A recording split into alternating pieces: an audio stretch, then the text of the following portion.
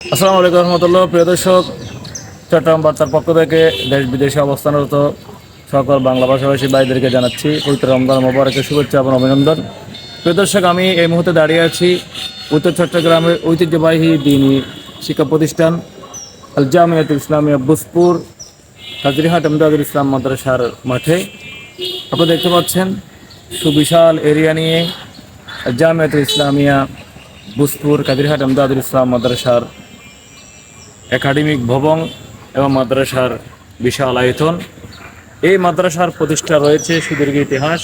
1910 সালে এই এলাকার একজন প্রবীণ মুরব্বী দারুল উলুম দেওবন্দের শীর্ষ আলেম এই মাদ্রাসা প্রতিষ্ঠা লাভ করেন।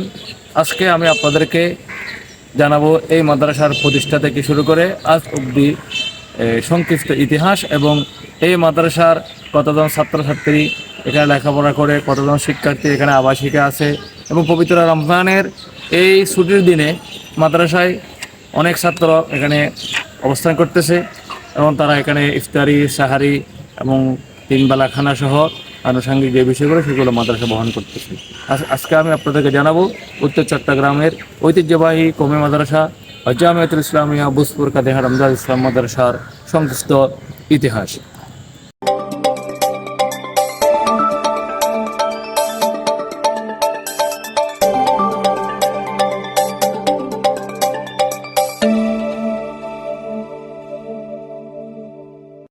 মুক্তিযুদ্ধের স্মৃতি বিজড়িত শতবর্ষী দ্বীনি শিক্ষা প্রতিষ্ঠান আল জামিয়াতুল ইসলামিয়া ভুজপুর কাজিরহাট এমদাদুল ইসলাম মাদ্রাসা উত্তর চট্টগ্রামের অন্যতম ঐতিহ্যবাহী কওমি শিক্ষা প্রতিষ্ঠান হিসেবে দীর্ঘদিন ধরে ধর্মীয় শিক্ষার আলো ছড়িয়ে যাচ্ছে।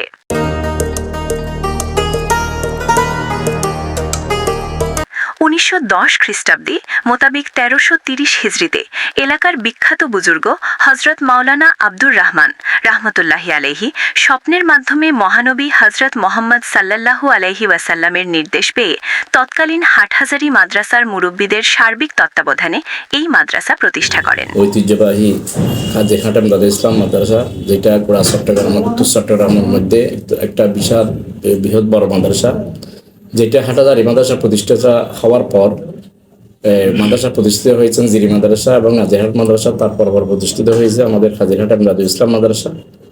এই মাদ্রাসা প্রতিষ্ঠিত হয়েছে 1910 সালে। প্রায় 116 বছর এই মাদ্রাসার বয়স। একটা পুরনোতম দ্বীনি শিক্ষা প্রতিষ্ঠান। এই প্রতিষ্ঠান থেকে অনেক বড় বড় মুহাদ্দিস শাইখুল হাদিস বাইর হয়েছেন, বিভিন্ন জায়গায় খেদমত করতেছেন। সেই হিসেবে এটা অনেক পুরনো মাদ্রাসা। আমি সকলকে বলবো, যারা নাকি বর্তমান রমজান শরীফের যারা দেশে এবং বিদেশে আছেন, সবাইকে এই মাদ্রাসা ফিতরা এবং যাকাত দেওয়ার জন্য, যাকাতের টাকা পয়সা দেওয়ার জন্য এই মাদ্রাসা প্রতিষ্ঠা লগ্ন থেকেই বিশুদ্ধ কোরআন হাদিস ভিত্তিক শিক্ষা বিস্তার এবং আহলে সুন্নাত ওয়াল জামায়াতের আকীদা বিশ্বাস প্রচারে গুরুত্বপূর্ণ ভূমিকা পালন করে আসছে মাদ্রাসাটি।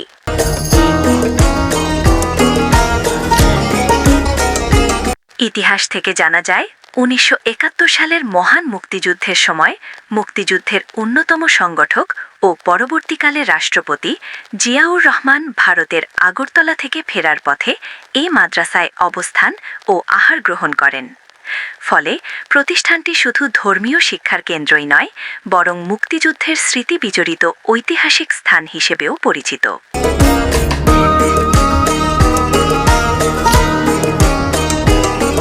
দেশ বিদেশের বহু খ্যাতিমান আলেম, মুফতি, মুহাদ্দিস ও ইসলামী ব্যক্তিত্ব সময় সময় এ মাদ্রাসা পরিদর্শন করেছেন।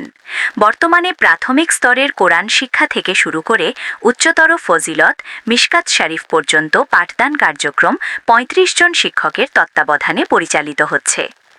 মাদ্রাসাটিতে বর্তমানে 600-এর অধিক শিক্ষার্থী অধ্যয়নরত, যাদের মধ্যে 300 জনের বেশি এতিম ও অসহায় শিক্ষার্থী লিল্লা বোর্ডিংয়ের আওতায় বিনামূল্যে থাপা খাওয়া, পোশাক ও পাঠ্যসামগ্রী সুবিধা পাচ্ছে। প্রতি মাসে শিক্ষক কর্মচারীদের বেতন ও শিক্ষার্থীদের খোরপোশ সহ মাদ্রাসার ব্যয় প্রায় 10 লাখ টাকা।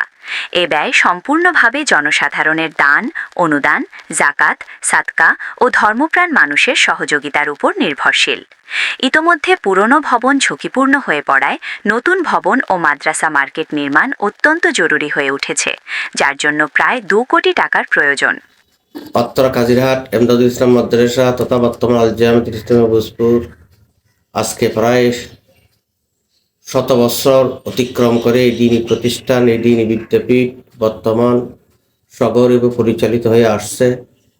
প্রতি বছর আমাদের প্রায় 1.5 কোটি টাকা মাদ্রাসার 1.5 থেকে 2 কোটি টাকা খরচ আছে আমাদের এই মাদ্রাসা। প্রতি মাসে লিল্লা বোর্ডিংয়ে আমাদের প্রায় এই 300 থেকে 350 ছাত্রকে খরচ দেওয়া হয়, খাদ্য দেওয়া হয়, বস্ত্র বাসস্থান সবগুলোর ব্যবস্থা করা হয়, সবগুলো ফ্রি বিনামূল্যে। এগুলোর জন্য গরিব এতিম মিসকিনের জন্য আমরা সাহায্য সহায়তা প্রার্থনা করে থাকি।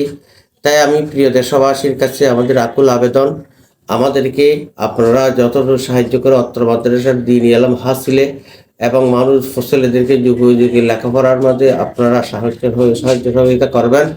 বর্তমানে প্রায় আমাদের 150 ছাত্র অধিক ছাত্র বর্তমান এখানে ইফতারি এবং সেহরিতে আছে, এবং ইফতারি এবং সেহরিও প্রতি আমাদের রমজানের একটা প্রায় 2 লক্ষ টাকার মতো প্রায় রমজানের মধ্যে সেহরি এবং ইফতারের মধ্যে খরচ হয়। তাই আমি দেশবাসীর কাছে আবেদন করব, আপনারা এই সুসময়ে বরকতময় সময়ে আপনারা আমাদেরকে এই মাদ্রাসার জন্য সাহায্য সহযোগিতা করে দিন এবং দুনিয়ার প্রভূত উন্নতি লাভ করবেন এবং আল্লাহ তাআলার কাছে দুনিয়ার সফলতা আখিরাতের মুক্তি দুটোটা ইনশাআল্লাহ আপনারা অর্জন করবেন এই প্রত্যাশা রেখে। বর্তমানে মাদ্রাসাতে একটি 5 তলা বিশিষ্ট জামে মসজিদ ও নতুন শিক্ষা ভবনের নির্মাণ কাজ চলমান রয়েছে। পাশাপাশি শিক্ষার্থীর সংখ্যা বৃদ্ধির কারণে একটি নতুন ছাত্রাবাস নির্মাণও সময়ের দাবি হয়ে দাঁড়িয়েছে। এমনকি পবিত্র রমজান মাসে ছুটির মধ্যেও শতাধিক শিক্ষার্থী ও মুসল্লি এখানে নিয়মিত সাহিরি ও ইফতারের সেবা গ্রহণ করছেন।